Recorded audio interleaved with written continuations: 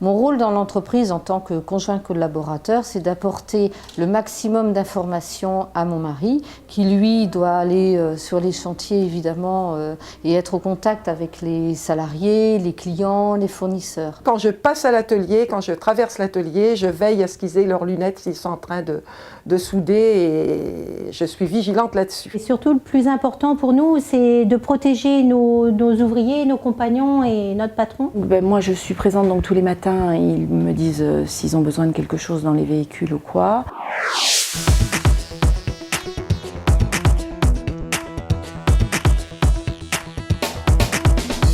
Ce stage, j'y suis allée parce que la CAPEB nous l'a proposé et que je pense qu'on a toujours besoin énormément de rappels sur la sécurité parce que malheureusement, je ne dirais pas qu'on l'oublie vraiment, mais ça passe peut-être quelquefois un peu au second plan devant les urgences qu'on estime peut-être plus importantes qui ne le sont pas forcément. Nous avons eu un appel de la CAPEB nationale et moi j'ai une très bonne équipe au niveau de la CDFA de la Marne et c'était tout ensemble ou rien du tout. La commission de femmes d'artisans met quelque chose en place, je trouve normal d'y répondre.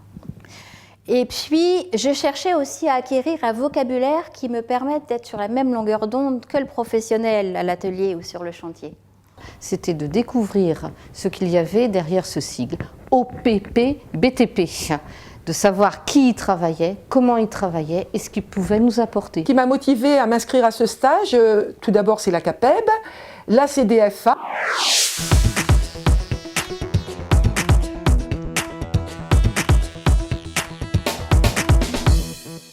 Les 2 jours du stage ont été suffisants. Le formateur a été très dynamique et nous a fait beaucoup participer. Je n'ai pas trouvé ça long, il y a plein de stages qui durent bien plus longtemps, c'est bien plus complexe. Et là, avec 2 journées consécutives, c'est idéal. Moi, je pense que comme c'était vraiment intéressant et qu'on a vraiment mordu à l'hameçon, entre guillemets, une journée de plus n'aurait pas été trop. Le fait de ne pas se libérer, je ne pense pas que ce soit un vrai problème. L'expérience me fait dire que si on ne prend pas le temps de sortir de notre ambiance de travail, on serait toujours le nez dans le guidon et ça ne permet pas d'avancer. C'est tellement riche et tellement important comme stage que 2 jours, oui. J'aimerais avoir une journée supplémentaire, un trimestre, je dirais le trimestre qui suit en fin de compte, pour savoir justement faire toujours un échange et ça permettrait de savoir ce que l'on a mis en place.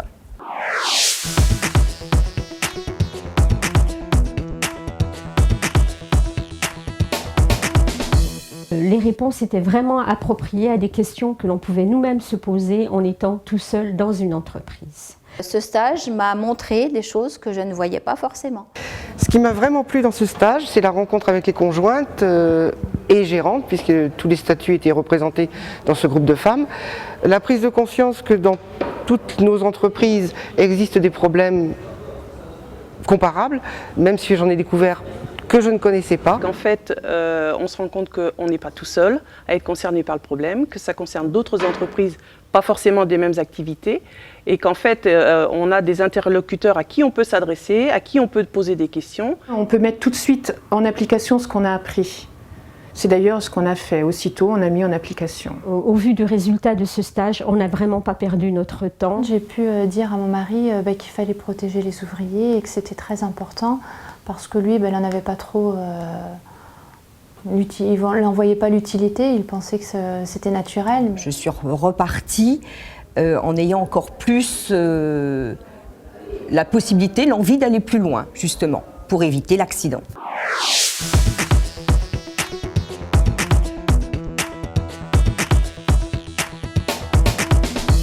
Le formateur connaissait bien les entreprises.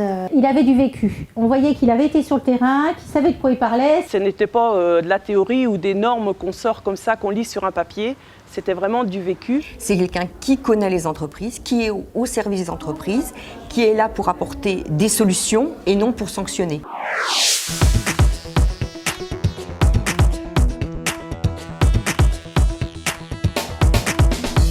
Grâce à ce stage, l'OPBTP nous a paru un petit peu moins obscur, dirons-nous. On a l'impression d'être rapprochés. Là, quand on a besoin de quelque chose, on peut avoir un intervenant que jusqu'à maintenant on avait l'impression qu'on était juste la cible, qu'on pouvait fusiller, vous n'avez pas fait ci, vous n'avez pas fait ça. Là on a l'impression qu'on peut leur demander conseil. Ma vision de l'OPP-BTP après le stage a changé.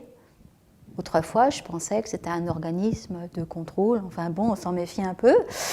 Là non, je pense qu'on peut les interroger quand on a un souci, quand on a besoin, on peut les faire venir dans l'entreprise sans problème. J'ai l'intention de travailler avec l'OPP-BTP, avec ces conseillers qui sont justement là pour nous apporter des solutions, voir ce que l'on peut mettre en place, tous ensemble.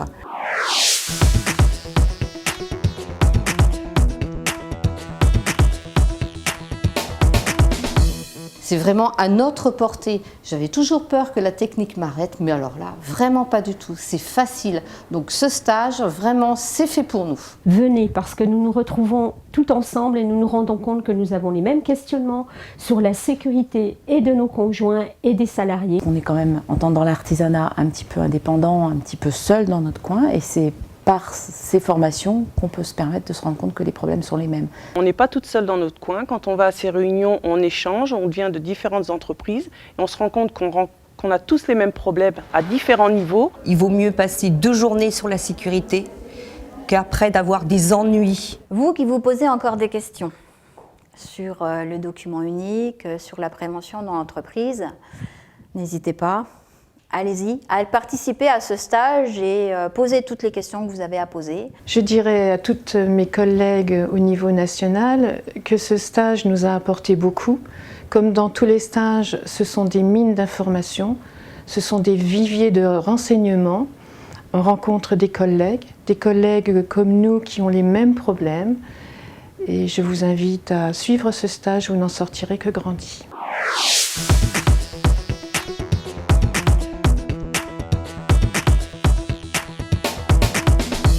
Le rôle dans l'entreprise artisanale du bâtiment d'une conjointe d'artisans est vraiment formidable. Elle touche à tous les dossiers transversaux, autant au niveau des relations humaines, au niveau des achats, au niveau du commercial, au niveau de la comptabilité, de la gestion, etc. Prévention des risques, bien évidemment, parce qu'elle est très souvent au niveau des salariés très proche.